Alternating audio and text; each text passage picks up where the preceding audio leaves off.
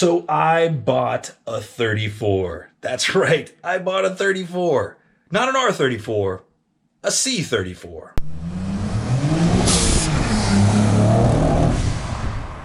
New year, new decade, new TueZday Garage. It's 2020 and we are back. Well, the TueZday Garage is back, but it's kind of not back. It's now the TueZday room. But that's fine. We're going to talk about that a little bit later. The last time we were together, we were putting the car in storage in my brother's house in Portland, Oregon. I was taking a new job, a new adventure in a new land. I have since moved to Europe. I've started my new job. It's taken about 6 months to kind of get settled in, get comfortable, get associated with the culture, get familiar with some of the language, overall get to a place where I was comfortable enough to start branching out to bring the TueZday Garage back.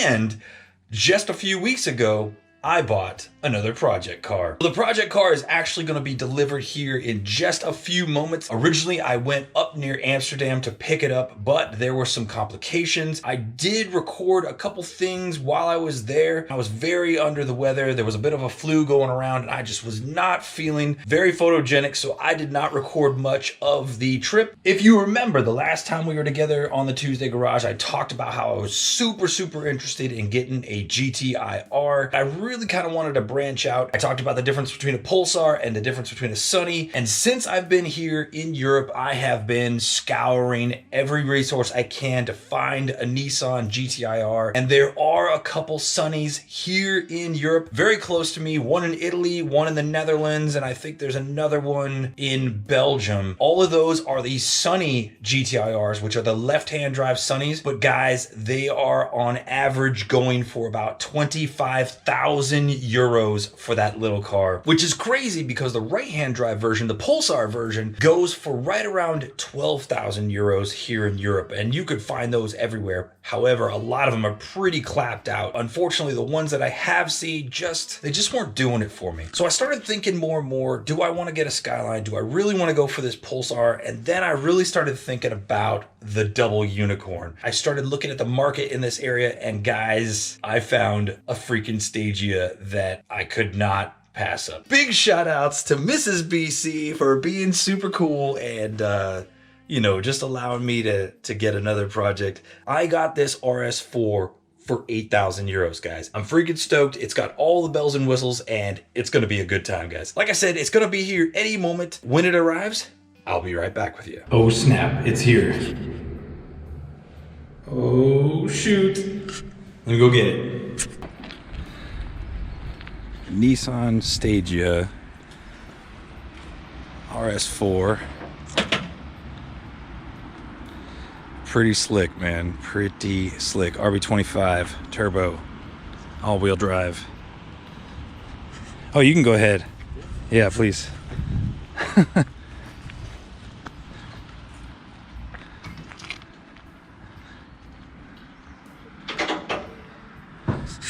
This is the start of some really fun, interesting, good time projects, man. Cool. I'm gonna let him do his work, get it off the truck. We'll talk more about it in a minute. All right, guys, she's here, and she bad. 1997 Nissan Stagia RS4 TX, which is supposedly the luxury model. I think there was a couple interior things.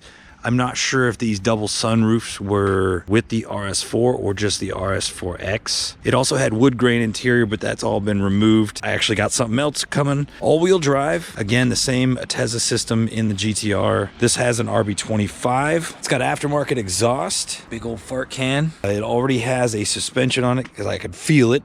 Either that or the stock suspension is blown. And it comes with your typical assortment of JDM crazy goodies. The reason why there was a delay, it wasn't going into overdrive when I first went up to pick it up in the Netherlands. Apparently an electrical problem. They tried replacing a couple things and they still couldn't get it to work just right. I saw somebody that had a similar issue because they had a car alarm installed poorly. They found some wiring that was jacked up and now it's running freaking right. It does sound, just now it sounded like it was missing on a cylinder. No big deal. It's old wiring. It looks all OEM wiring. So interior is like totally 90s.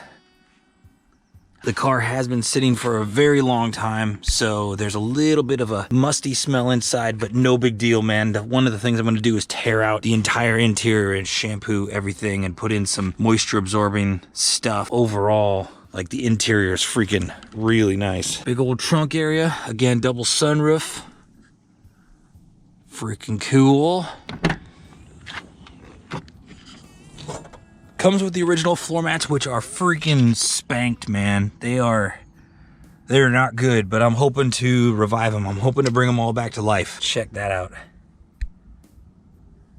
That's freaking dope. Again, I want to take all the interior out, completely clean wash everything. Let's take a look at the engine. Oh, snap. There she is. Already got some work done to it.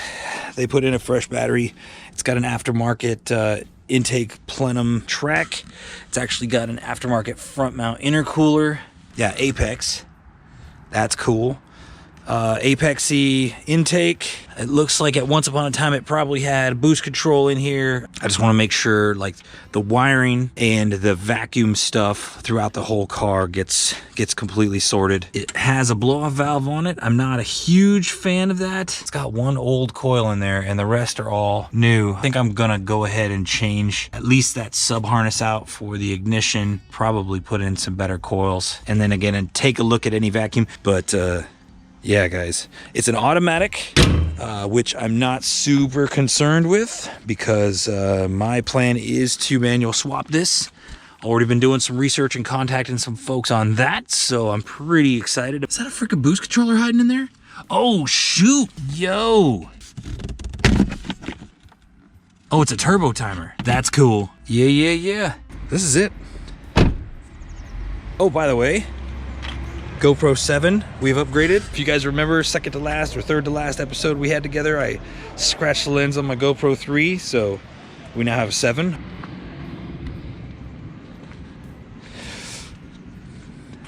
Oh yeah. All right, so I already got the Stagia turned around and I am already stripping out the interior.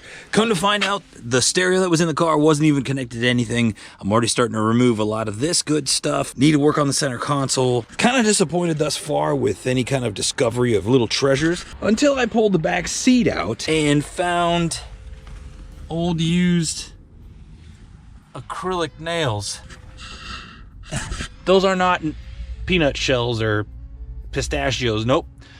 Those are fingernails. I got the sunroofs open. One of the big things I'm concerned with is the actual drains that are in the ceiling. So far, like, nothing alarming. Like, I'm not seeing any kind of craziness or terrible things. Previous to purchasing it, he actually had it on a lift, so I was able to see the underbody. The only sign of rust is right here at the mirrors. And then I was also noticing right here where the sunshade overall, in no way, shape, or form disappointed. I'm gonna keep digging, pulling out things that are moist, cleaning up some more things that I find. All right, here's a cool discovery for you.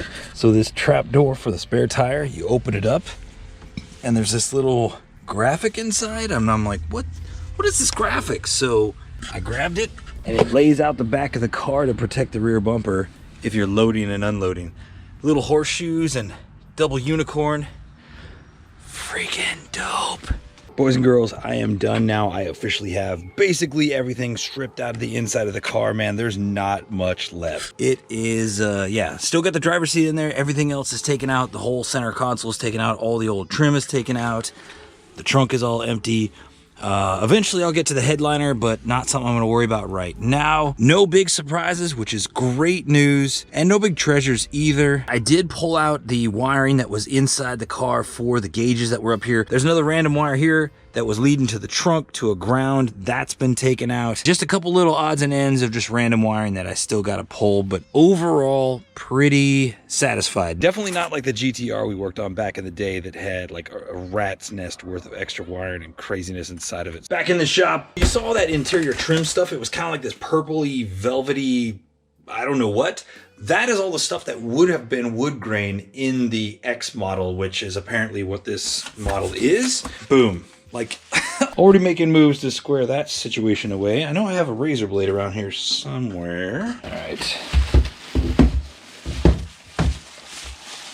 And this will replace all that crazy velvety stuff to include that section where the gauges were.